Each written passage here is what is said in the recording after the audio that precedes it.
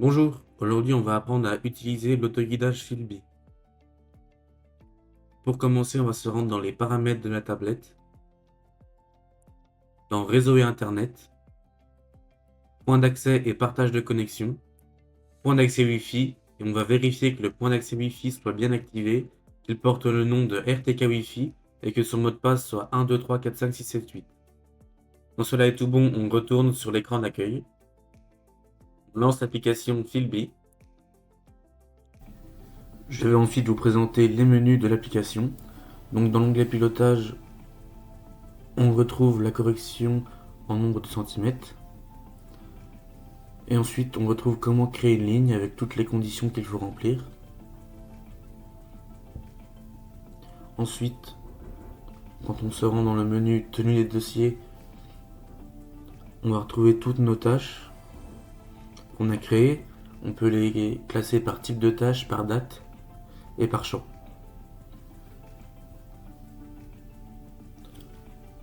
Ensuite, dans les champs, on retrouve tous nos champs qu'on a créés.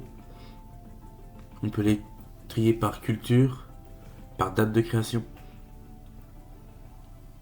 Là, c'est toutes les lignes de guidage qu'on a créées auparavant. Dans cet onglet, c'est les remarques. Vous pourrez donc indiquer si votre champ possède une souche, un poteau électrique ou autre. Dans l'onglet véhicules, on y retrouvera tous vos véhicules que vous avez créés auparavant, ainsi que leurs caractéristiques.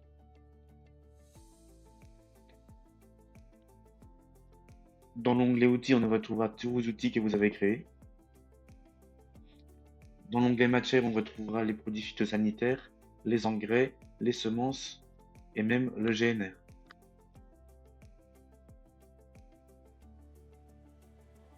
Dans l'onglet culture, on retrouvera toutes les cultures que vous pouvez affilier à une parcelle et modifier leur couleur. Et dans l'onglet ouvrier, vos profils que vous aurez créés auparavant. De retour, dans l'onglet mon équipement, on retrouve notre antenne, notre moteur et notre antenne RTK. Le profil des véhicules, la calibration a bien été effectuée et ensuite les paramètres avancés.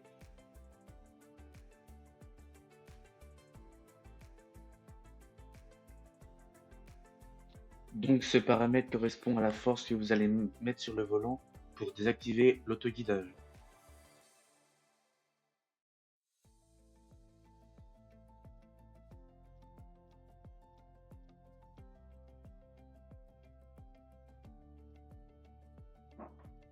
On va donc maintenant se rendre dans l'onglet paramètres. On peut donc choisir la langue, les unités de mesure. Si on a plusieurs appareils, on peut synchroniser les données. Ensuite, la tolérance de navigation correspond au centimètre de décalage que vous accepteriez par rapport à votre ligne. Le passe déviation correspond à l'affichage du décalage de la ligne. Les alertes sonores et vocales, vous pouvez les choisir, les éteindre. On peut éteindre l'outil en dehors du champ.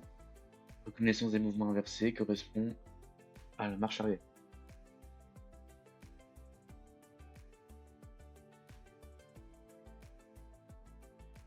Dans les trois petits traits en haut, on vient sélectionner l'onglet Mon équipement.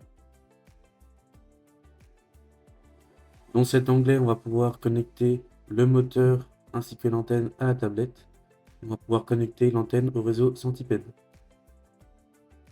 On va donc cliquer sur Ajouter l'équipement, sélectionner Power Steer. On nous demande si on a une base Philby. Moi, je n'en ai pas, donc je réponds que non. Le schéma de connexion. Moi, j'ai une carte SIM dans ma tablette, donc c'est ma tablette qui fournit Internet. Si vous êtes en partage de connexion depuis un autre appareil, sélectionnez Internet à partir d'un autre appareil.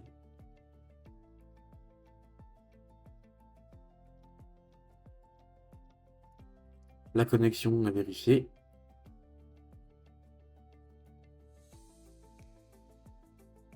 L'antenne a bien été détectée.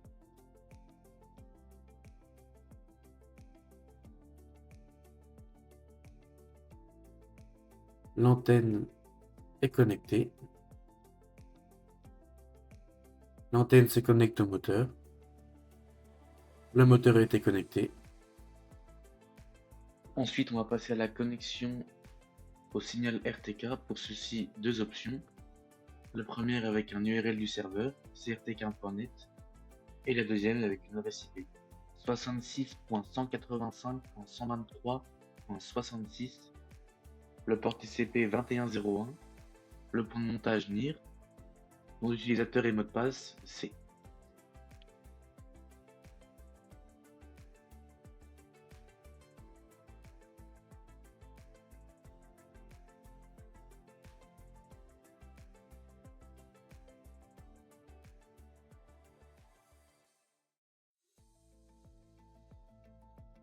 On est connecté au signal RTK, l'antenne est bien connectée et le moteur aussi.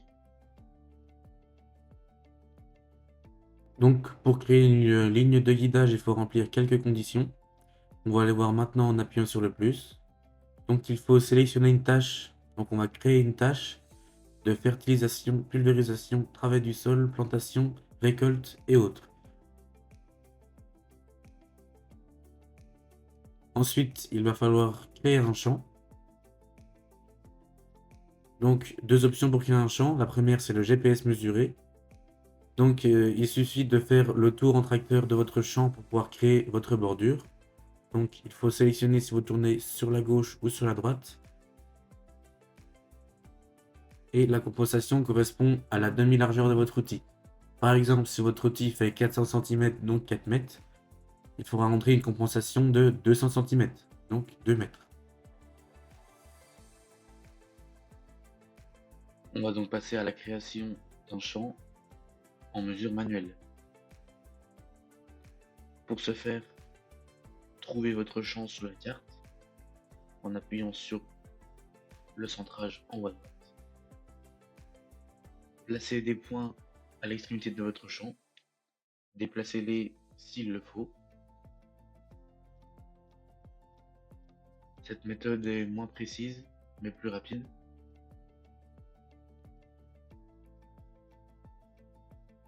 Ajustez les points à la forme de votre champ. Nommez votre champ. Vous avez la surface de votre champ.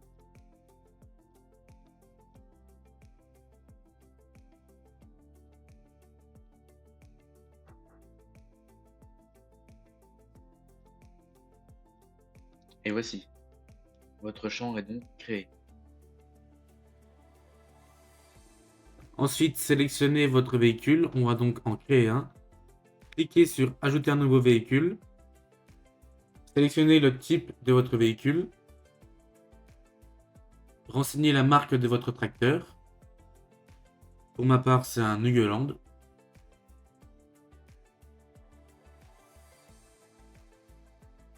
Et ensuite, renseignez le modèle de votre tracteur.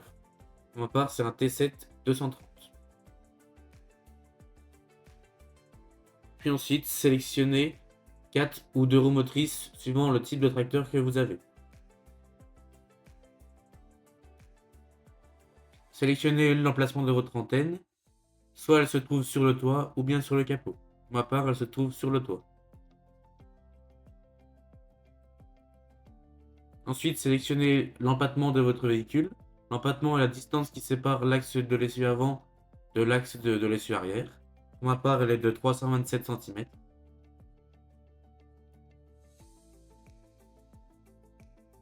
Ensuite, sélectionnez la voie de votre véhicule.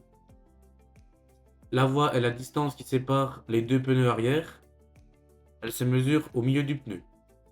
Pour mesurer l'angle de braquage, il vous suffit d'un téléphone en mode boussole que vous placez dans la jante et que vous braquez à fond sur la droite ou sur la gauche. L'angle de braquage gauche et droite sont identiques. Pour ma part, c'est 34 degrés. Ensuite, sélectionnez l'auteur de votre antenne. Sélectionnez la direction du décalage de votre antenne. Si l'on n'a pas sélectionné, 0. Et ensuite, sélectionnez la distance qui sépare votre antenne de l'axe de votre essieu arrière.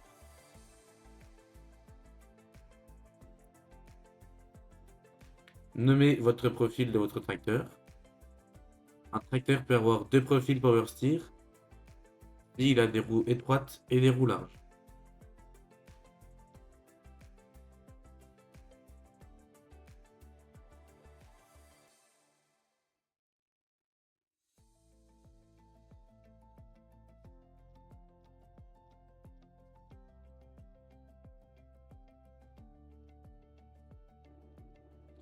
Pour continuer, il vous faut vous rendre dans l'onglet Mon équipement pour calibrer votre tracteur. Pour ceci, vous avez deux calibrations obligatoires, la calibration de l'inclinaison. Je vous mets une petite vidéo explicative.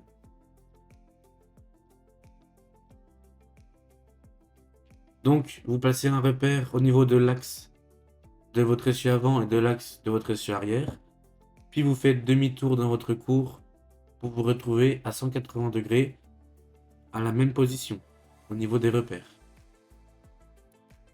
Pour le second calibrage, l'étalonnage de l'angle de braquage, il faut juste tourner à fond le volant sur la gauche, puis tourner à fond votre volant sur la droite.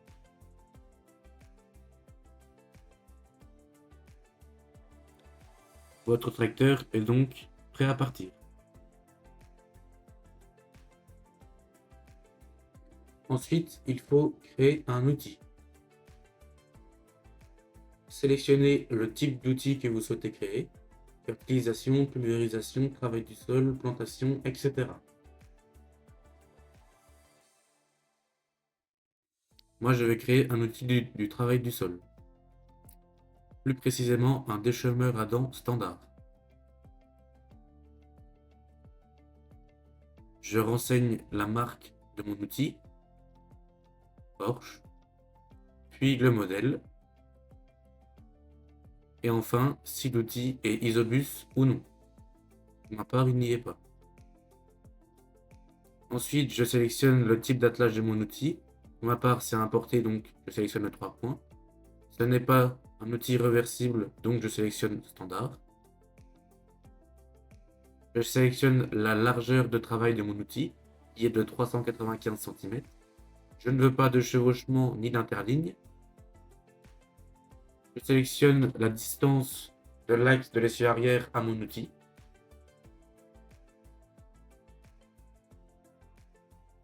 Qui est de 227 cm. Je ne veux pas de décalage. Mais si on voudrait un, on sélectionne gauche ou droite. Puis la valeur du décalage.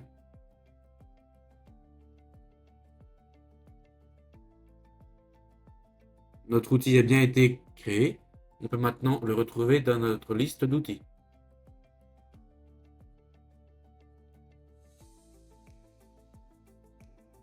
Ensuite, si je le souhaite, je peux travailler avec des cartes de modulation de dose.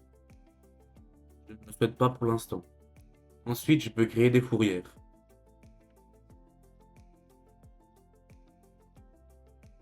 Je sélectionne donc mon type de fourrière que je vais utiliser, le tour, bordure de champ ou segment.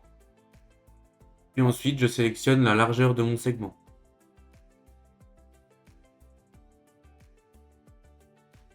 J'ai donc sélectionné 8 mètres.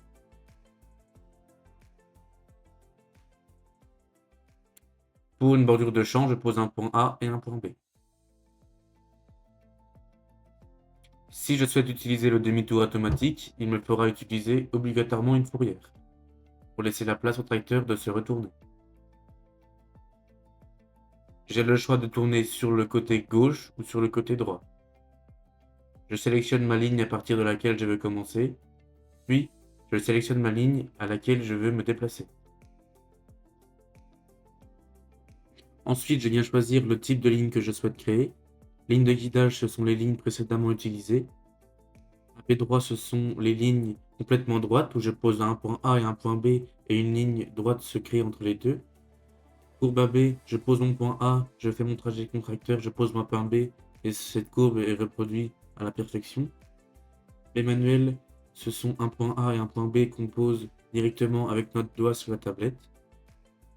Le tracé enregistré, c'est un tracé qu'on fait avec le tracteur et qui est reproduit à l'identique. Et ensuite, multiterre.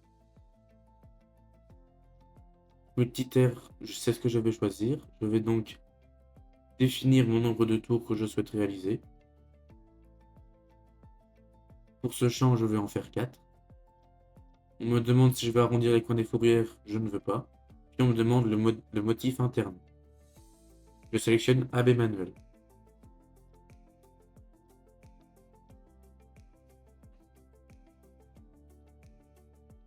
Les 4 tours sont bien créés.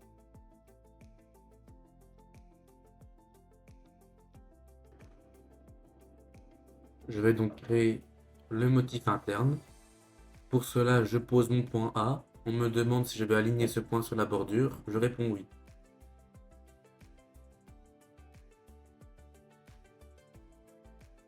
Ensuite, je vais aller poser mon point B. Et mon motif interne est créé. J'ai des lignes bien droites. Pour engager votre autoguidage, vous avez deux options. Soit appuyer directement avec votre doigt sur la tablette sur le logo du volant, ou bien, comme s'affiche à l'écran, sur le bouton de la télécommande. Quand le logo du volant est en vert, c'est que votre autoguidage est engagé.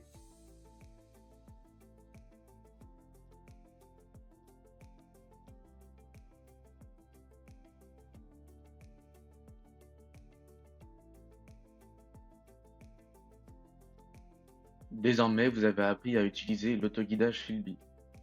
Merci de votre visionnage.